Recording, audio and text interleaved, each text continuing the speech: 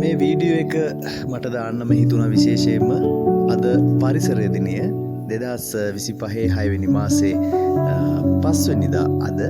ඉතින් ඇල්ල ප්‍රාදේශීය සභාවේ තමයි පරිසර දිනය නිමිති කරගෙන රාජ්‍ය ආයතන එක් කරගෙන මේ වැඩසටහන අද දවසේ පැවැත්වුවේ. ඒ සඳහා විශේෂයෙන් කියන්න ඕනි පැළ ලබා දීමට මේ පැළ ලබා දුන්නේ වලස්පැද්ද ප්‍රදේශයේ ඉන්න අබේරාජ බණ්ඩාරනායක කියන මේ පින්වත් මහත්මයා.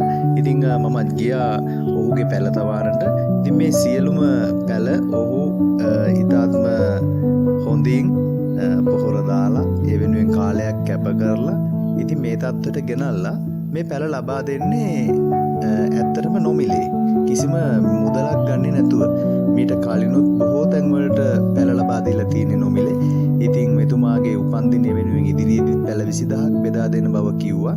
ඉතින් ඇත්තටම දානමය පින්කමක් පරිසරයට පැළයක් ගහක් එකතු කරන්න අකමැති වෙන කාලේ අද වගේ පරිසර දිනයක් වෙනුවෙන් මෙතුමා මේ පරිත්‍යාගය නොමිලේ කිරීම ඇත්තටම අගය කළ යුතුයි.